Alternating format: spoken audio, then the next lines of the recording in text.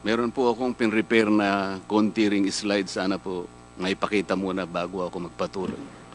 Pwede po, Deputy Speaker Marcoleta. Law, ibig sabihin batas. So kaya ginawa ang batas sa isang democratic country na kung nasaan tayo ngayon is para maging pantay-pantay ang lahat ng tao. Sa classroom may batas, bawal lumabas o bawal lumabas.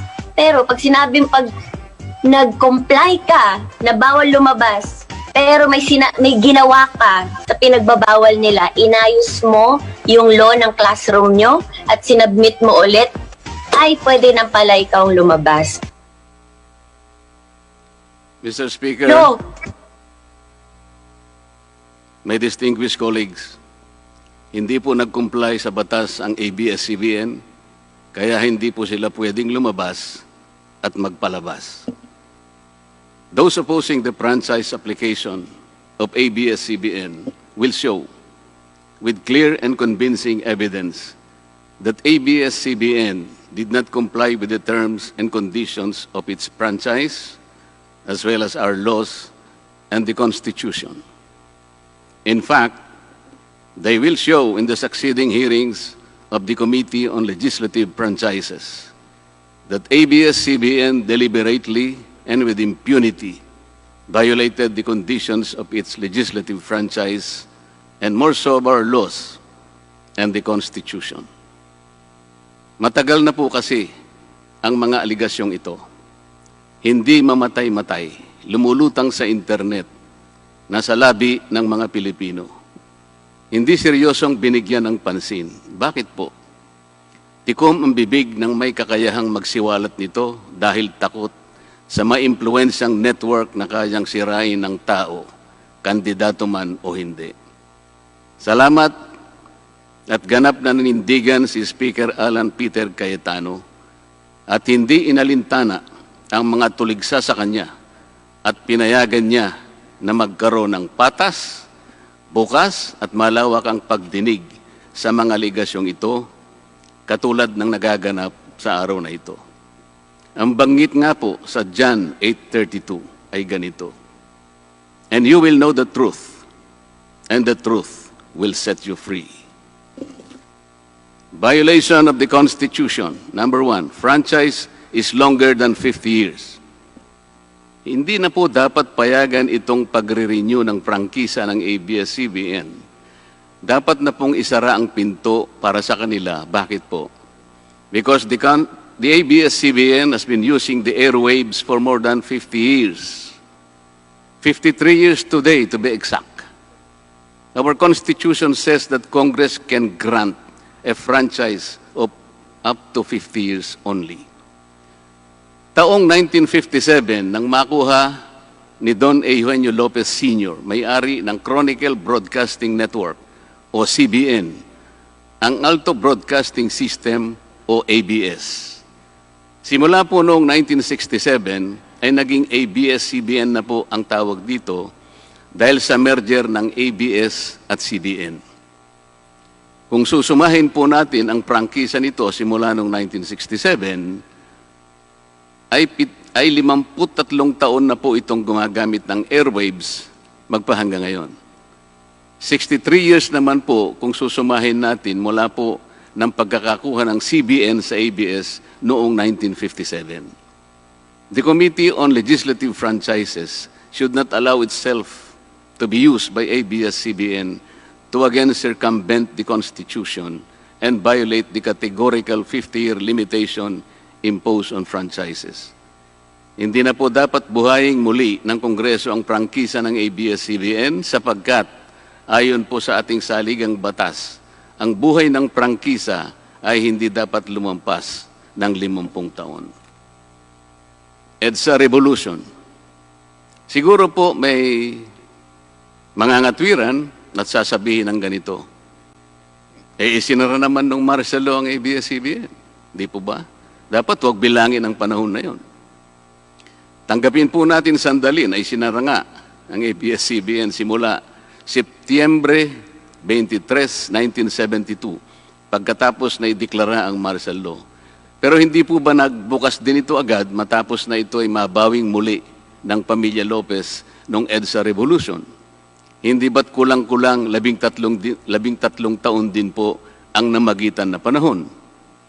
So let's assume that we subtract 13 years from the 63 years that ABS-CBN has been in operation starting 1957 when CBN acquired ABS. Hindi ba't 50 taon din po ang magiging resulta? Ibig pong sabihin, tapos na at paso na pa rin ang prangkisa ng ABS-CBN with or without martial law. Hindi ba't sobra-sobra pa rin ito at lalabag pa rin sa ating saligang batas? Naging palasak nga noong panahon ng martial law ang kantsaw na tama na, sobra na. Subalit ang mahalagang tanong po ng taong bayan na hindi pa nasasagot magpahanggang ngayon ay kung paano biglang nabawi ng mga Lopez ang ABS-CBN mula sa pag-aari ng gobyerno pagkatapos maitalaga ang Cory administration.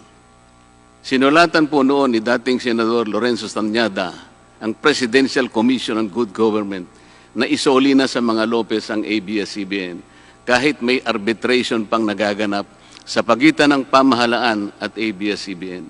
Na i-turn over po agad ang istasyon ng ABS-CBN sa mga Lopez sa kabila ng wala pang pagtukoy sa tunay na pagmeme-ari nito ayon sa kautusan sa Board of Administrators na binuo sa Letter of Instruction number 1 ni Pangulong Cory Aquino.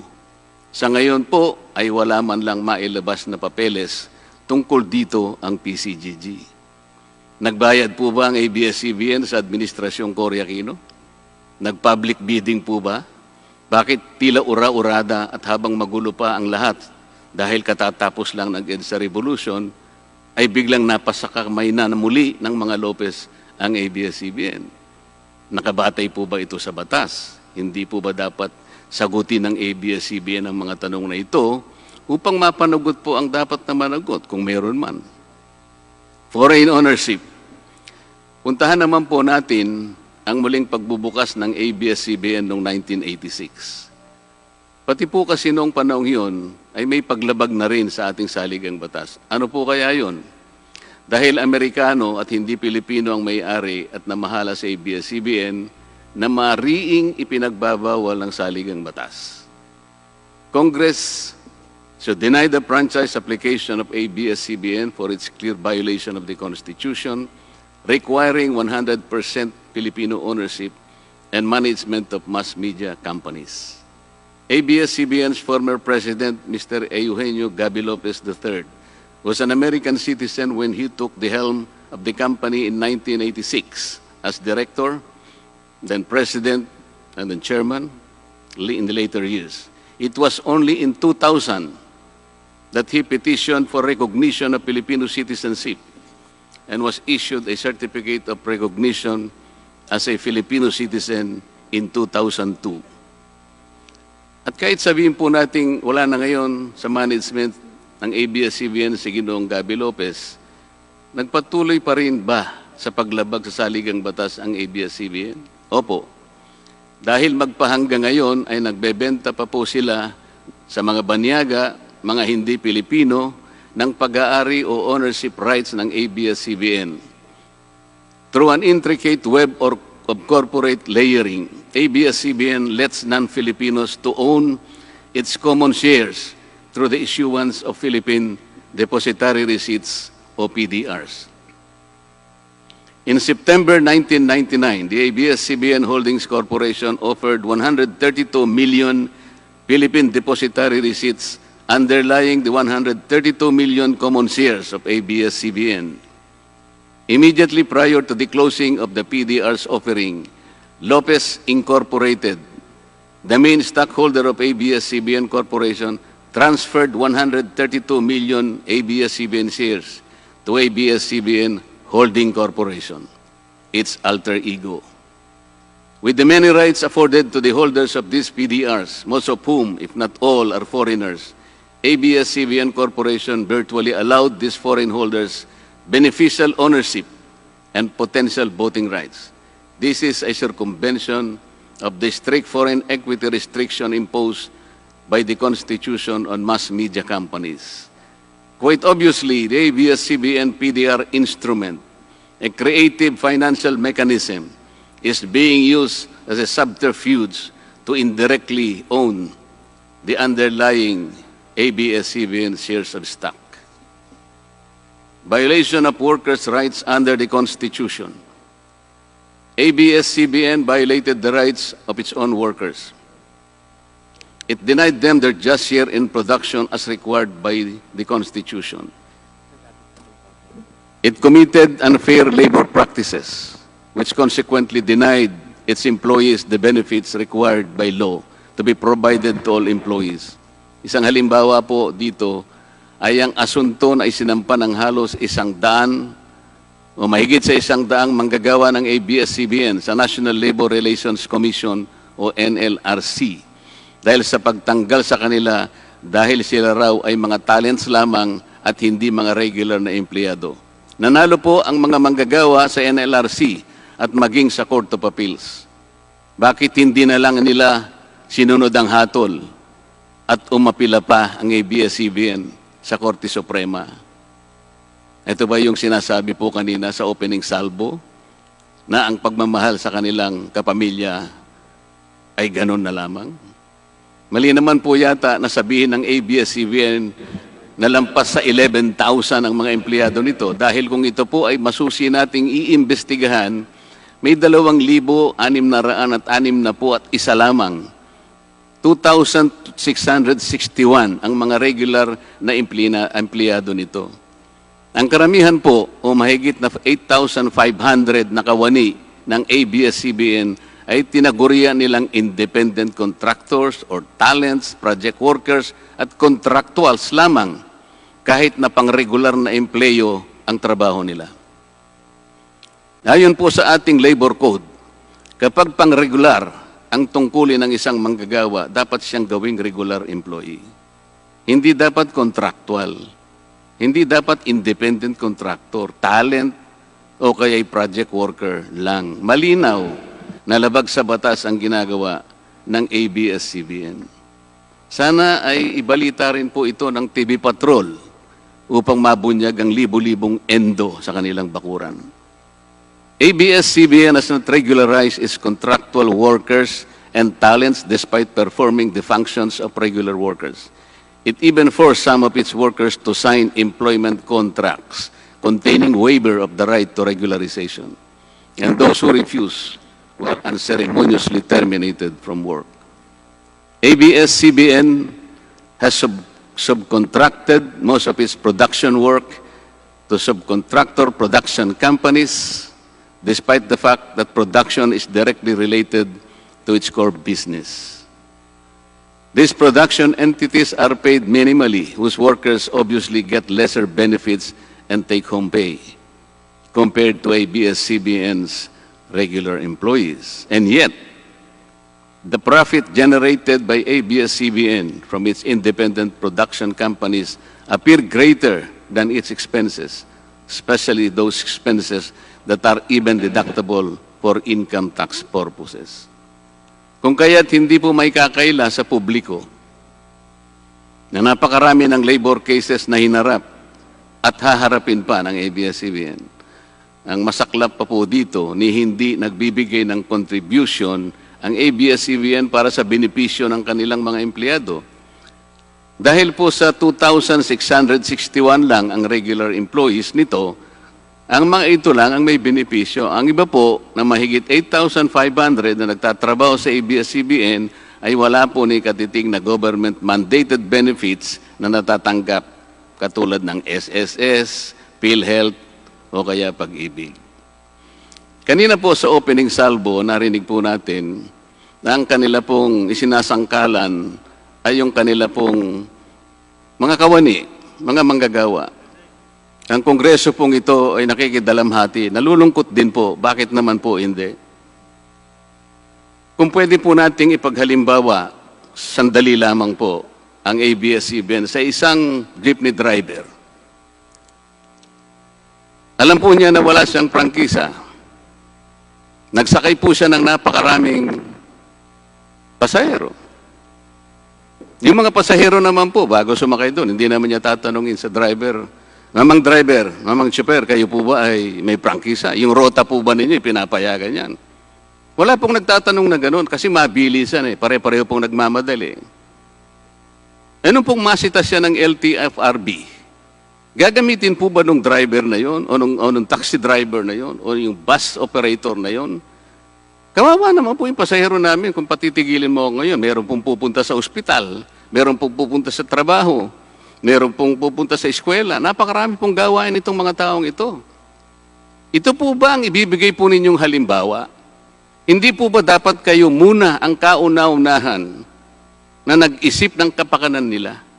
Ilagay ninyo sa magandang kalagayan ang pagpapatupad ng prangkisa ninyo at wala pong malalagay sa alanganin. Huwag po ninyong isasangkalan ngayon ang inyong mga manggagawa at kani-kanilang pamilya. Hindi po ganun. Sasagutin po ninyong aligasyon na ito, hindi po sa pamamagitan ng emotional appeal. If this indeed the true house of the people, the Committee on Legislative Franchises must side with the poor workers of ABS-CBN in denying its franchise, justice to them will be finally served, although ironically, this will also entail some sacrifice on their part. Political bias. ABS-CBN has been biased and partisan in favor of particular candidates and against certain candidates during the 2010 and 2016 presidential elections, contrary to the terms of its franchise and in violation of the Omnibus Election Code. Hindi naman po lingid sa kalaman ng marami, kung hindi man lahat, kung paano naging pro-Noynoy Aquino ang ABS-CBN noong 2010 at pro-Grace po at Lenny Robredo naman noong 2016. It is also a matter of record that ABS-CBN failed to air some of President Duterte's political advertisements during the 2016 campaign period, despite receiving the payment for said political ads. Ang masakit po dito, kung hindi pa sila pinigilan ng korte sa pamamagitan ng isang TRO, ay nakahanda na palang ipalabas ng ABS-CBN sa bisperas mismo ng pagtatapos ng campaign period ng 2016 presidential elections.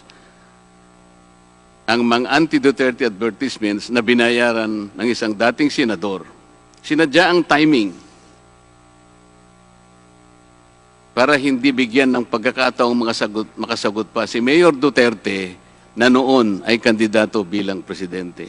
Mabuti na lamang at napahinuhod ng ang korte ng petisyon ni Speaker Alan Peter Cayetano na noon po ay Vice Presidential Candidate ni Pangulong Duterte at dagliang nag-issue ng TRO ang korte sa ABS-CBN. It is now a public knowledge that President Rodrigo Duterte and Speaker Alan Peter Cayetano expressed their disappointments over ABS-CBN's unfair reportings and meddling in previous elections. For those opposing the franchise application, hindi na po dapat payagan ng ABS-CBN na muling pakialaman ang politika sa ating bansa. Panahon na para ang taong bayan ang pumili ng mga namumuno na gusto nila at hindi ang napipisil ng ABS-CBN. Paalala lang po sa ABS-CBN, you are a broadcasting company, not a political kingmaker. Either you play ball or you play fair. Multiple channels in one franchise. Mga kababayan, inabuso po ng ABS-CBN ang kanilang prangkisa. Sa hindi nila may paliwanag na dahilan o maaari namang sinadya na gamitin ang kanyang prangkisa para sa isang channel lamang, pero gumamit pa ng ibang prangkisa ng telekomunikasyon na hindi naman pang broadcast upang mas kumita at makapagbenta sa pamamagitan ng maraming channels. ABS-CBN violated the terms and conditions of its franchise by offering its TV Plus boxes for a one-time fee but using the free-to-air signal authorized in the franchise granted by Congress at no cost to ABS-CBN. Tubong lugaw, ika nga. But this practice of ABS-CBN without permission from Congress or the National Telecommunication Commission is killing the cable industry, which depends on monthly-based subscription of its clientele. At bukod po sa pagbebenta ng TV Plus box sa publiko, sa Kapamilya Box Office Channel na nakapaloob dito, ay nagawa pang maningil ang ABS-CBN sa bawat pelikulang gustong mapanood ng publiko sa KBO Channel. Ibinenta na nga ang TV Plus box, ibinenta pa rin ang mga palabas na pwedeng mapanood sa TV Plus box. Dobleng tubong lugaw na po ito. Hindi po saklaw ang mga ito sa prangkisa na ipinagkaloob ng Kongreso sa ABS-CBN.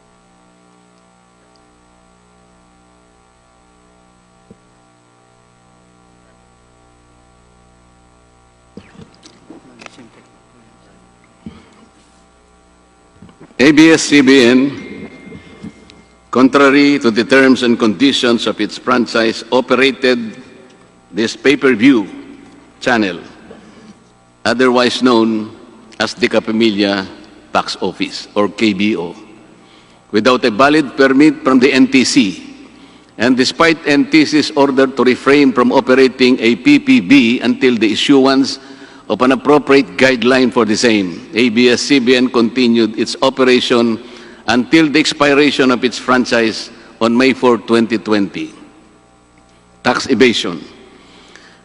ABS-CBN also violated the terms and conditions of its franchise by engaging in tax avoidance schemes, which deprived the government of the much-needed revenue. It used its wholly owned subsidiary, Big Dipper Digital Content and Design, Inc., a PESA-registered company, as tax shield. Its main customer is ABS-CBN Hungary. And because of this unconscionable tax avoidance scheme, ABS-CBN alleged effective tax rate in 2018 was at negative 5%. This means that ABS-CBN managed to avoid paying taxes in 2018.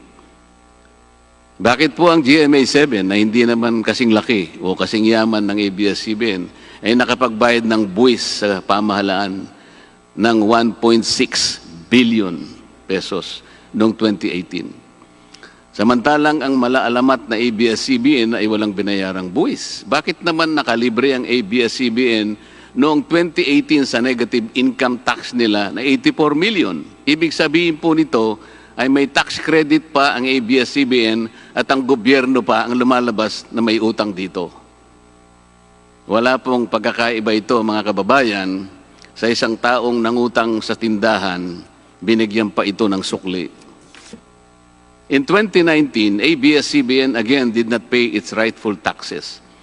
It avoided this by entering into compromise agreement with the Bureau of Internal Revenue, with the latter accepting the settlement of 152 million pesos plus from ABS-CBN, equivalent to only 40% of its assessed deficiency in income tax, value-added tax, and documentary stamp tax payments. But this is only one among the 4 other cases lodged by the BIR at the Court of Tax Appeals, all of which were also settled by compromise. Bakit po ganun?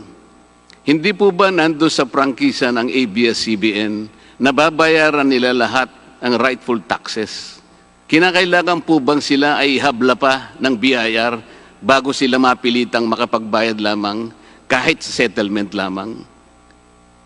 Ang linaw po ng kanilang prangkisa na babayaran lahat ang kaukulang buwis.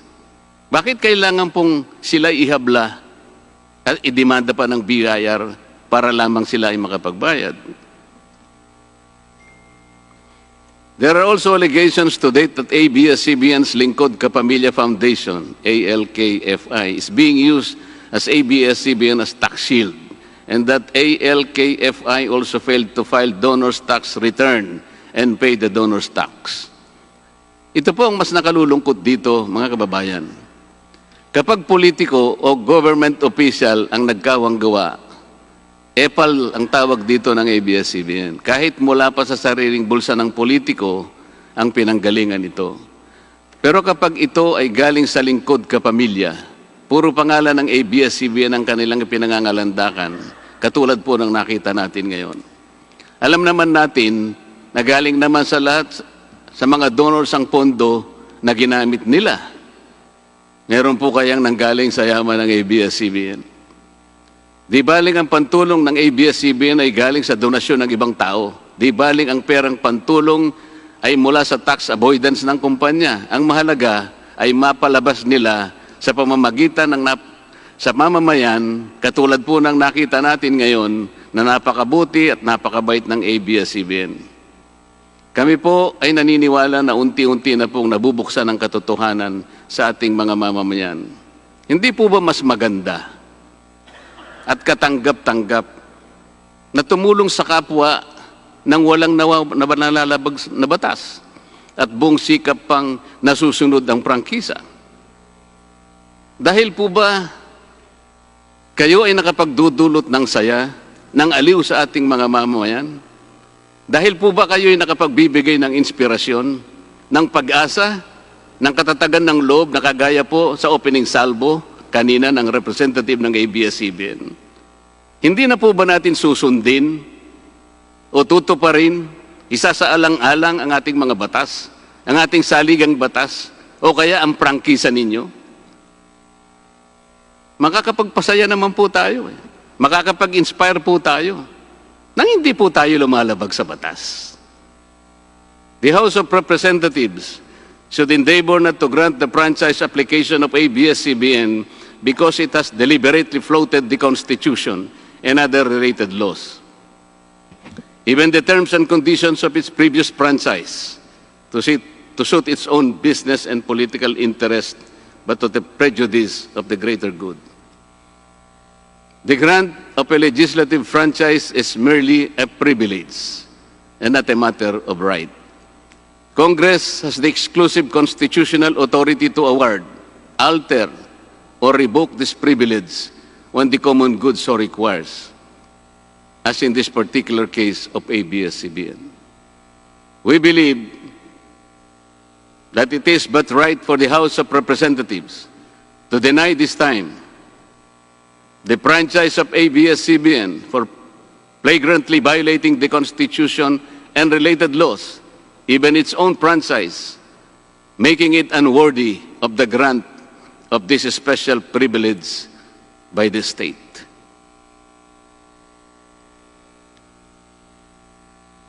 Alam mo kung sino lang ang pinakamatinding magiging kalaban ni Cardo? Sino? Nako, kabahan ka kay si Cardo. Ang pinakakalaban ni Cardo. Sino? Feeling ko si Kiboloy. Yung nagpahinto ng lindol. Si Kiboloy lang ang magpapahinto ng probinsyano. Abangan nyo yan. Oh. So ano, inahamon kita Kiboloy, pahinto mo nga ang probinsyano. Napahinto mo pala ang lindol eh. Apakayabang nyo pala eh. Sabi niya daw, stop. Sige nga, punta kang gitna ng EDSA, stop mo yung traffic doon. Stop.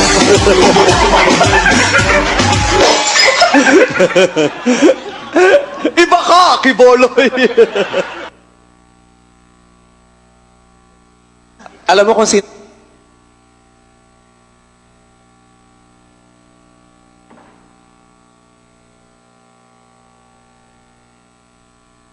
Kailan mo ba gustong mapa-stop ang probinsyano? Ikaw, pwede ka. Kailan mo gustong i-stop? 1 buwan, 2 buwan, 3 buwan, 4 na buwan? Ikaw. Baka sa 4 na buwan, hindi lang yung probinsyano may stop. Baka pati yung network mo, stop na yan. Mr. Speaker, ABS-CBN posed the challenge. Obviously, the challenge was accepted. There is no reason to complain. Maraming salamat po.